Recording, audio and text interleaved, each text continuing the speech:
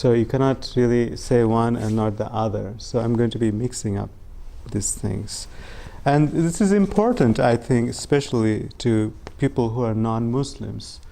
You are probably all non-Muslims, are you? Okay. Because one thing that has been kind of eclipsed nowadays, one information, is that Islam is extremely open to other religions.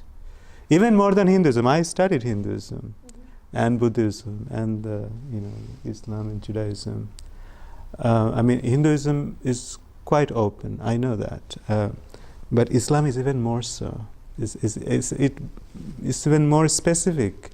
It says, there's a verse in the Quran that says, those who believe, means believe in the Quran and the Prophet Muhammad, those who believe, and the Jews and the Christians, and any who believe in God, and do righteous deeds, and believes in the Day of Judgment, they will be rewarded by the Lord, and they have nothing to fear. And this theme is repeated several times.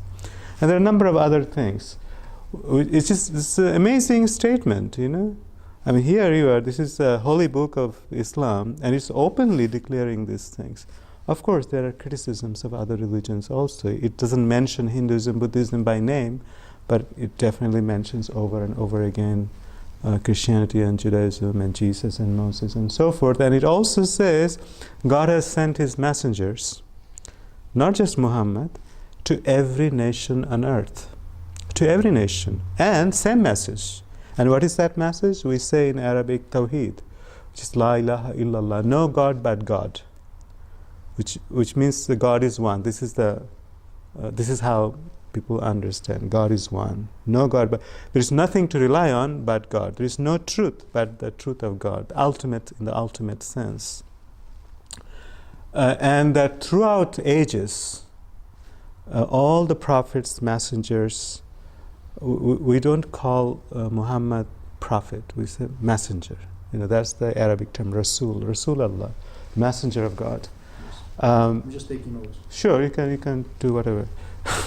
I'm not so famous. No, but all right. not like I'm Okay. You're like, it's not like it's not, I'm not on WhatsApp or Facebook. Okay. No, don't put anything. I mean, this whatever is going to be there also. I didn't particularly want these things to be on public domain, but somehow they want. It may not be a great idea, but what I'm saying, you know, I mean, is true. I mean, so there's nothing wrong with it. Anyway, so there are several things the Quran says. God has sent his messengers to every nation on earth with the same message, and that message is God is one, or reality is one. That's another name for God, Al-Haq, the reality, the truth.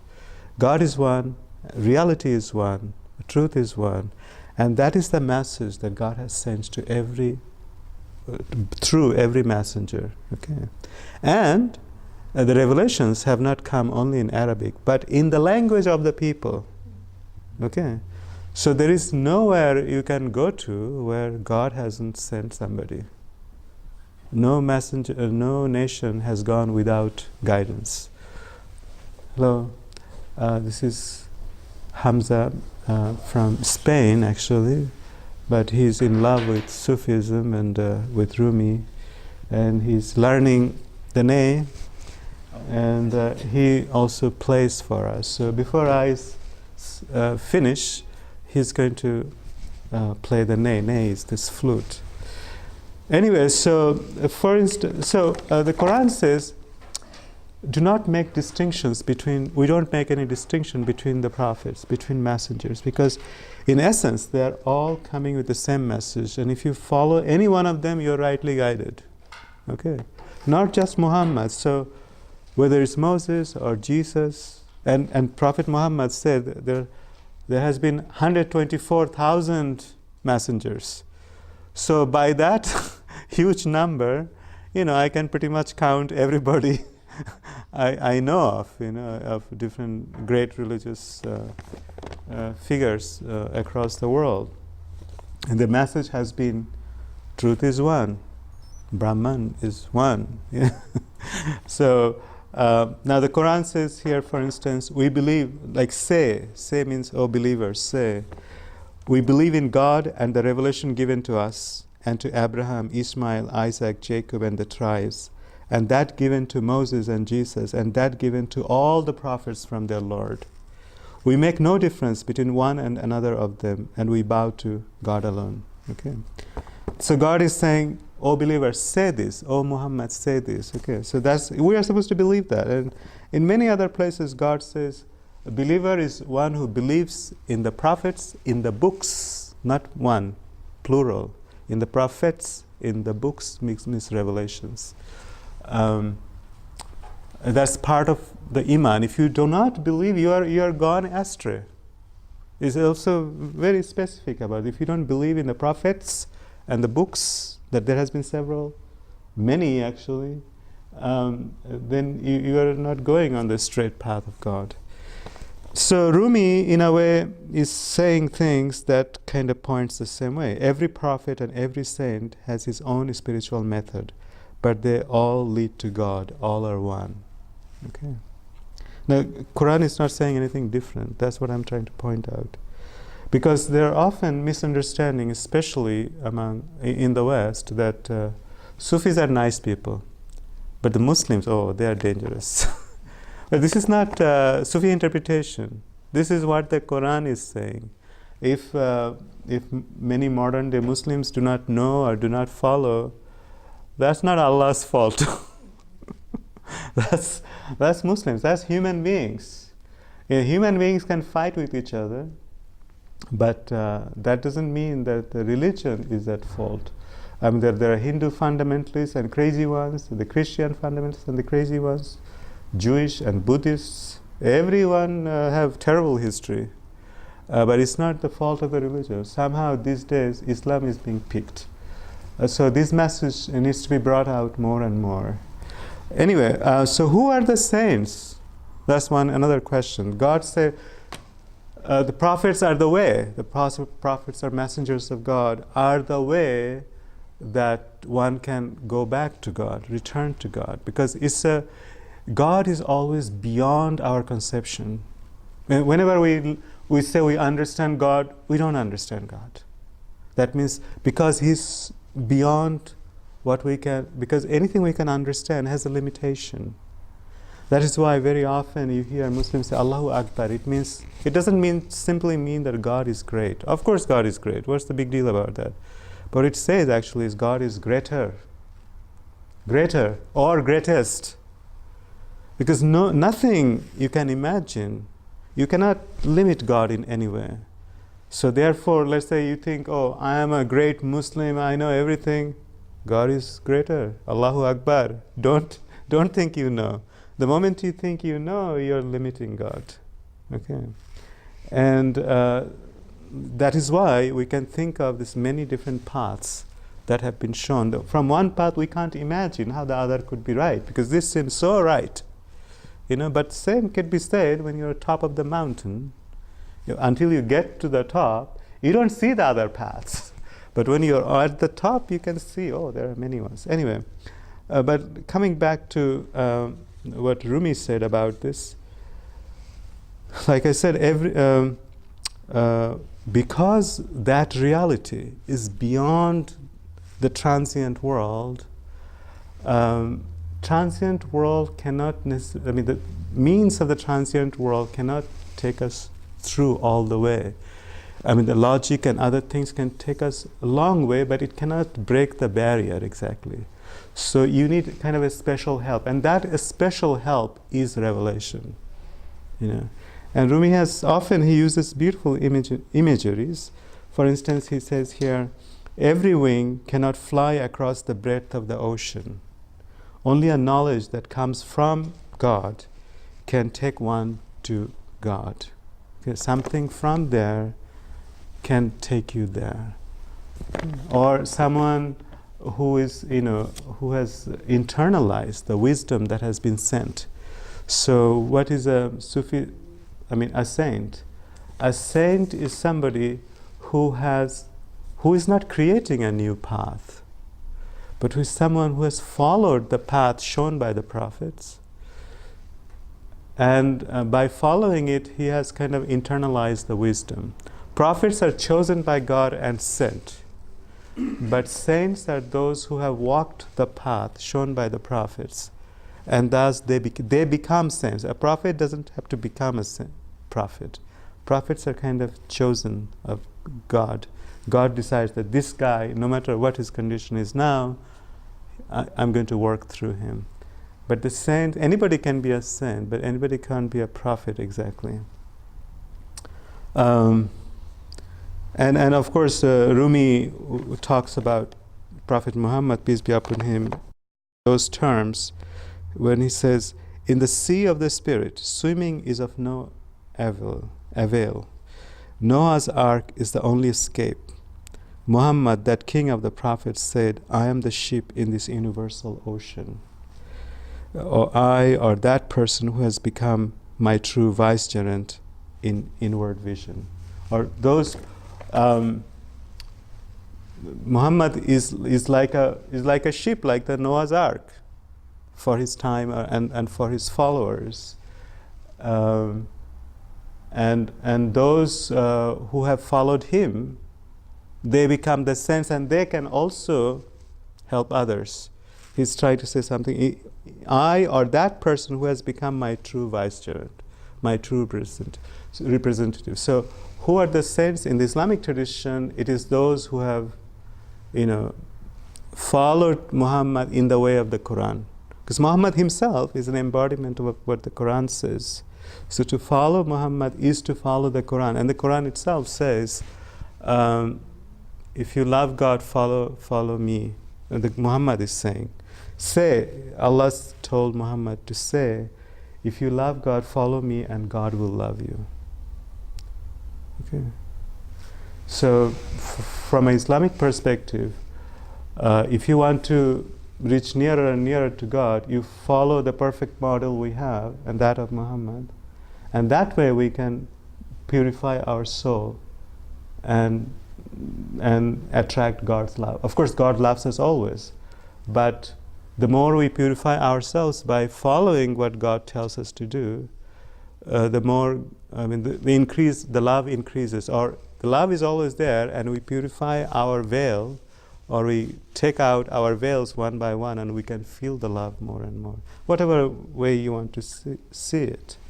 This is actually, in that sense, not very different from what other religions teach us, whether it's Christianity or Hinduism. Basically, it's the same deal. But in different traditions, it comes in with different rituals and different languages. But the message is essentially the same. There is a verse in the Quran that kind of summarized everything. I don't think I wrote it down here, but it is 5:48, Surah number 5, verse number 48, which says, God is saying, we have given the different laws and ways to different nations. If it was God's will, God would have made you all one, or one way. But such is not the case. So compete with it. So God is acknowledging that there are different religions, the different ways, different rituals. And then the interesting part comes even more so when God says, so vie with each other in good works. So the meaning is, do not dispute over these things, about differences, but compete with each other in good works. And at the end it says that when you return to God, God will explain to you about these differences. That means God also recognizes that there are differences that we cannot fathom. How can we reconcile the difference? Let's say we don't believe that Jesus was crucified and resurrected, and that's like the foundation stone for Christ. So, for Christianity. We can't agree with that, but God is saying you will not understand. There are differences that cannot be understood, but when you return to God, then God will explain to you why things are the way it is. But in the meantime, compete with each other in good works. This is very interesting, Now, return to God can also mean realization of truth. while you are living. Like the Prophet said that die before you die. Before you die, die in the sense your ego, kill your ego, or reduce it sufficiently so you can see the truth. So if we realize God here on earth, and all the means are available actually by remembrance, by doing what God tells us to do, by doing good works. For instance, there is another saying that God tells prophet. He says, God says, my servants do not cease to come nearer and nearer to me through worship, through good works, until I love him. And when I love him, he sees through my eyes, grasps with my hands, walks with my feet. In other words, as we purify ourselves, as we surrender ourselves, in a way we act with his qualities. We manifest his qualities, you might say. Maybe not 100%, but we are way closer than we are normally. So now the Sufi way is a way of the saints, and the only difference between a normal Muslim and a Sufi is that Sufis believe that apart from what they know from books, they should also have a guide in this life. And a Sufi sheikh or a master is such a guide, and he's not a guide by his own right. He's a guide by the fact that he has followed the Prophet and kind of internalized that wisdom, that path. So if something goes against what the Prophet taught, what the Quran teaches, then he may not be the right person. So every Muslim hopes that he will find the right guide if he's interested so much in the spiritual path. But nowadays it has become more and more rare to find people who are on the path, on the spiritual path. But in the past, if you go back 100 years, almost the entire Muslim world was Sufistic. This is something people often don't realize, and actually same could be true in Hindu world. There was much more spirituality in the Hindu world than it exists today. In the Muslim world too, no matter where you go, people were connected to this or that sheikh. And same was true in Turkey. But even now, you can see plenty of people who are connected to this or that sheikh. But in the Muslim world, we don't call people who have sheikhs as Sufis. They're just Muslims who belong to this or that tariqah or a Sufi order. But this is also another thing that people in the West and who are non-Muslims nowadays, they don't realize. They think Sufis are a kind of a sect. There is no sect. There is Sunni and Shia. And there are some extremely minor ones like Ismaili, etc. They're like tiny, tiny parts. Sunni and Shia. Sunni is like 85% Shia, about 15%. But among Sunnis, Shias, we both have Sufis. For instance, my sister is you might say a Sufi, but if you tell her that she's a Sufi, she'll be shocked. What? I don't know about anything about being a Sufi, but she has a sheikh, and she's doing exactly what people know Sufis do. Anyway, you might have questions. I don't want to keep talking this way. You might have a question about what I am saying, and I'll be glad. It's easier when, because this is something I wrote like 5 years ago, and I thought this might help me. If you have any questions, I can answer to the point. But I was trying to say mainly that the prophets are chosen and sent by God, and saints are those who have followed the ways of the prophet. Let's say a prophet comes, creates a highway, and anybody who walks that path sincerely with heart and soul, and with the help of God, that person may also, come to a realization of truth, and can be known as a saint. But the model in the Islamic tradition is the Prophet Muhammad himself. So we might say he's the first Sufi. if that name means anything. But he must be the first one because he is the model for all Muslims, whether you're on the spiritual path or not. But there's no difference between a Sufi and a normal Muslim, except that the Sufi wants to do things with a deeper understanding, not be on the surface as much. And in every tradition you see the vast majority just want to kind of remain on the surface and they're happy with it.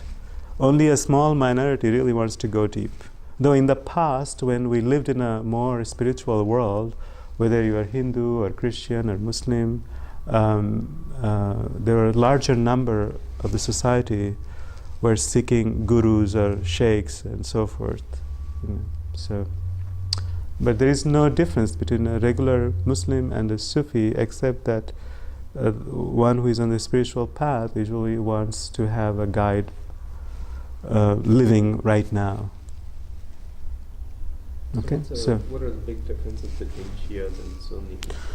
Shias and Sunni also, there are no big differences. We believe in the same Quran, and people make too much of this. You don't have hundreds of years of fighting between Sunnis and Shias, and the recent fights are more political than religious. It's not a religious fight, really.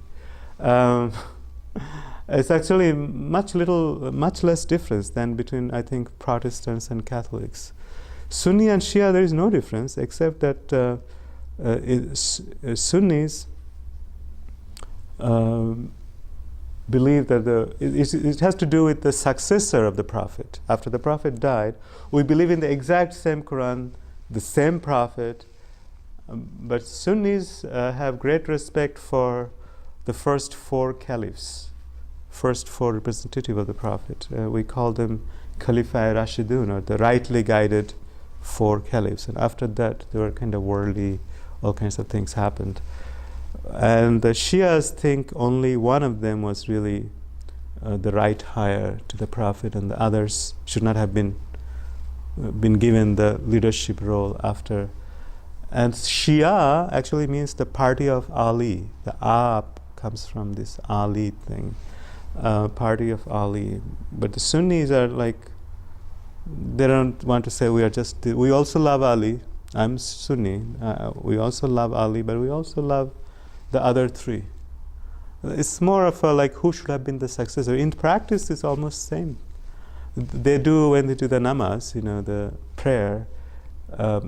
Sunnis generally do this, and Shias, I think, just hold their hands differently. These are like extremely minor differences. So they're almost nothing.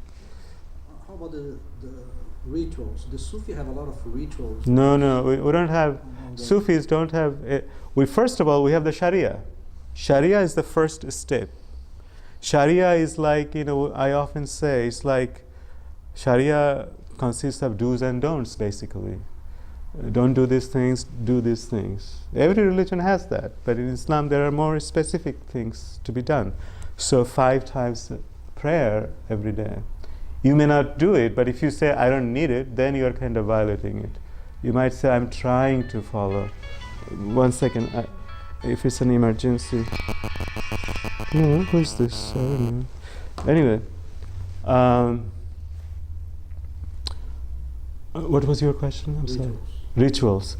We have the exact same rituals between Sunni and Shia, exact same rituals, and Sufi, and there's no difference except that Sufis add a few things.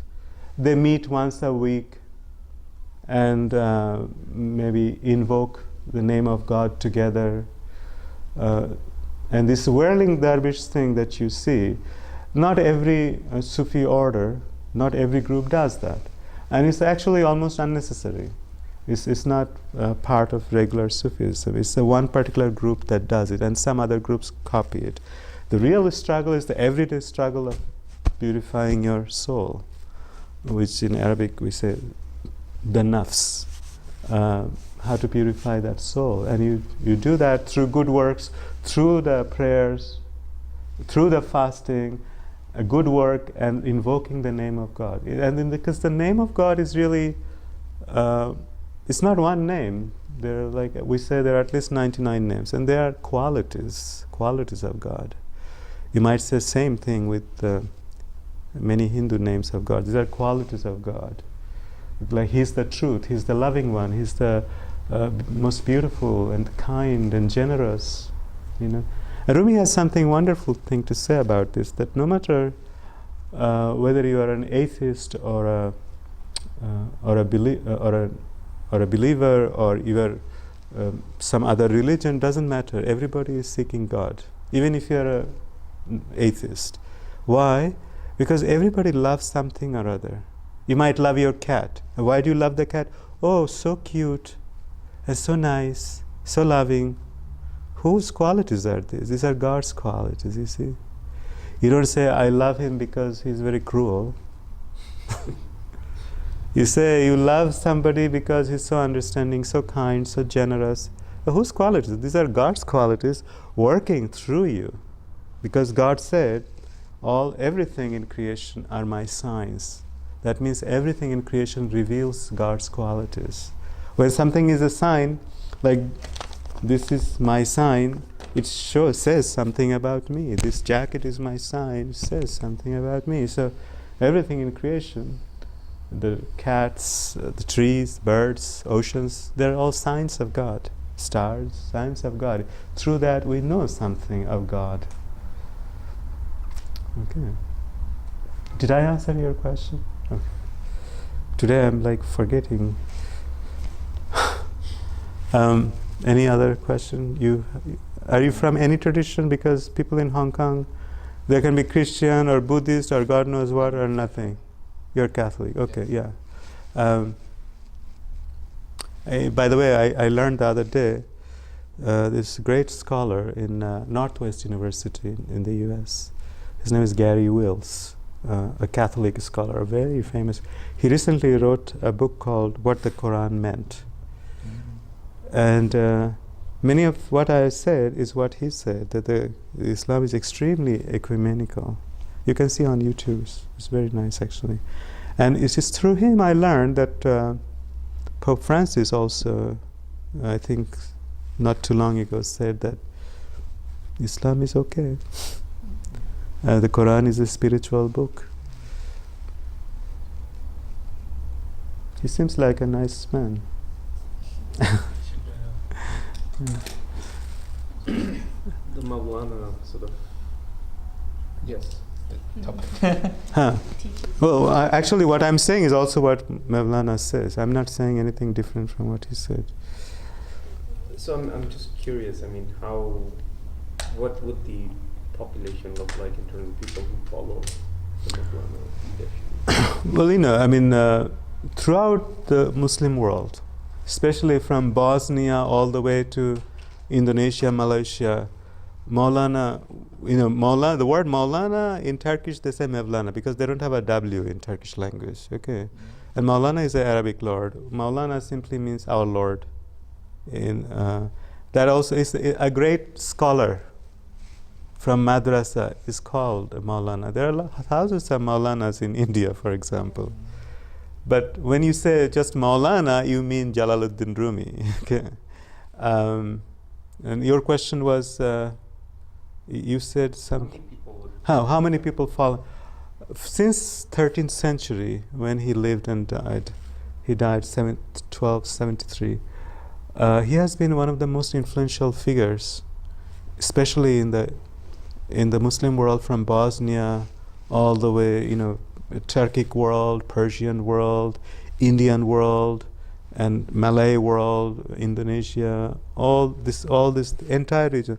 Not as much in the Arab world, but the Arab world had their own great Sufi poets and others.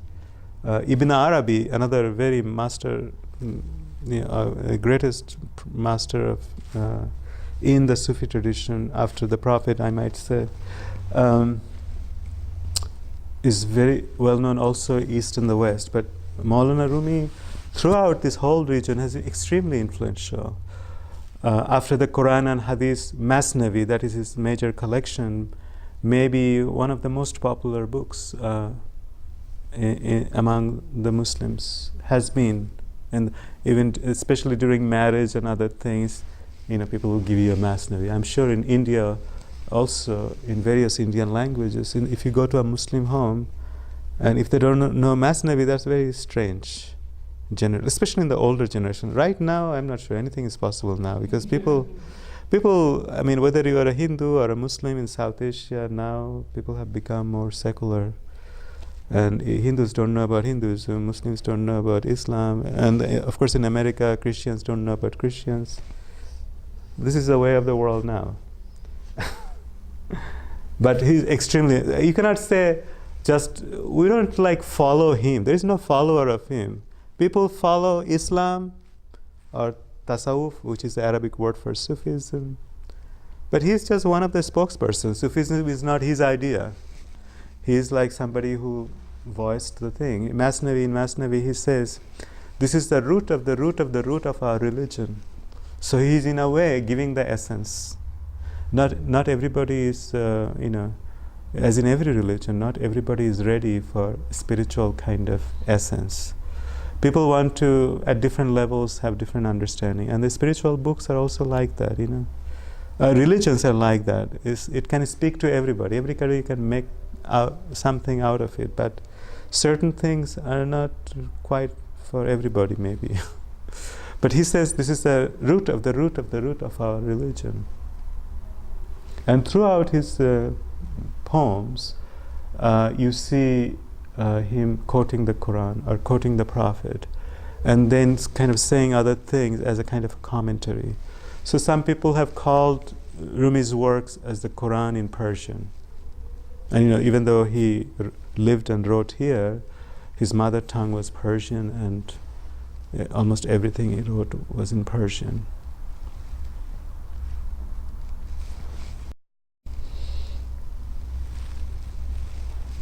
Is there any other question? I'm sorry, I don't have a organized one topic. I thought I might, because I carried this thing before I came, I thought I might talk about this, but I can respond to any question because I know what he said about different things.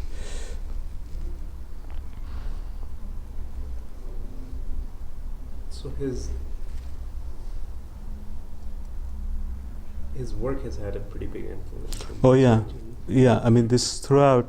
Of course, there are many others like him, but I think he's probably one of the most. He's not one of, definitely the most influential. But then there is Hafiz Shirazi, for instance, who is known as the national poet of Iran. But he's also an incredible Sufi, And actually, Rabindranath Tagore said. That part of his inspiration comes from Hafiz, Rumi, and Sadi. These are Sufi poets, and in the old days, the Hindus, especially the Brahmins, they were all learning Persian and reading. Even Tagore's father was known as Hafiz, somebody who had memorized Hafiz Shirazi. Hafiz means somebody who memorizes. Then there is Sadi, you probably heard Sadi, then Jami, and there has been so many, including in India. There's the Bulle Shah in Punjab, Baba Ganj Farid, what is his name? I'm sorry. There has been many great saintly figures. I'm sorry, I don't know why I'm talking. You don't have a lot of this. I mean, there are a lot of Sufi saints. You don't hear a lot about those. You don't hear because the media is more interested in crazy ones. There have been at all times. There have been even in Kony I have met, but they don't like to come out and talk much, really. Yeah, I mean, people. You don't hear about it today. You don't hear because the media is not interested. Even when it is possible, they only go to hear people who has outlandish thing to say. And it's good because the public wants to hear outlandish, crazy things about Muslims, these crazy murderers. Oh yes, another one. Yes, of course, it makes sense. But at the same time, every day probably thousands of people convert to Islam in spite of all the bad publicity that goes on. So it's God's ways. But to me, it seems that as long as you are a believer and you are seeking the truth, you're on your way. And there will always be misunderstanding and differences, but that's up to God. But if you believe and you're trying to seek truth, you have found the way. And Islam offers it, so I think other religions also offer it. But I think we have a pretty clear, open path.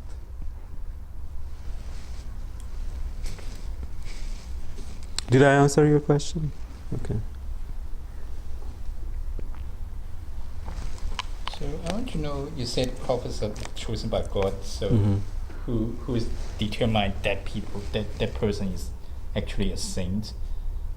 Who determines who is, a saint? Yes. Prophet is different from saint. We know about the prophets, Uh-huh. From Abraham, Isaac, Yeah, Jacob, all those things. All those are prophets. We have, but saints, of course there can be fake ones, but by their actions, they're a little different from normal people. Over time, you see whether their words and their heart and their deeds are kind of one or not. You see whether what the Quran is saying is the truth, what the Prophet said is truth. Are they behaving accordingly? If you say you are a saint and every day you rob people or you do some bad things, most likely you are not. And saints have a different way. They don't talk, act, look like us. There's something different. I met one, I think, a great master in a village in Bangladesh, maybe about 100 miles from Dhaka. And I could tell that he's not really in this world. He's in this world, but at the same time, his heart is different. He's not seeing exactly what I am seeing, as if he's seeing through me. He's like seeing everything, and he's totally devoted to. He's always connected to God. They're not like me or you. They're a little different. I have met, I think, a few people. When I was very small, in Bangladesh, in my high school, I went to a boarding school, and I remember we went to a mosque. We used to go for the Quran class in a mosque, and one day one man came there, and he touched each one of these boys, and looked at us, straight into our eyes. And I still remember his eyes. It was very special, very special. At that time, I didn't understand much, but I never forgot that look. So now I think he was someone. And this man I met in a village, also I think, and he already knew what I was up to. I had a wish in my heart, and after I went there, I tried to help him, clean the room. I was picking up some cigarette butts and he said, "Stop that, go sit there." I was like, oh my God. I thought I'm being a cool guy and I'm picking up, cleaning. And he asked me to stop doing this nonsense and go sit there. Everything is the way he wants. And then all of a sudden he tells everybody to raise their hands, and say, "We're going to do a prayer for Tariq, my name." And he prayed things that I inwardly wanted. This is another sign. You know them when you may not sometimes, some of them really want to remain hidden. They don't want to be known because people disturb. People will come and ask them for this thing, can you do this for me, that for me. So they sometimes want to be kind of remain hidden. Of course, they are doing God's work, and if God wants them to go out and get everybody, they'll get everybody. I want to stop because I want you to hear his beautiful name.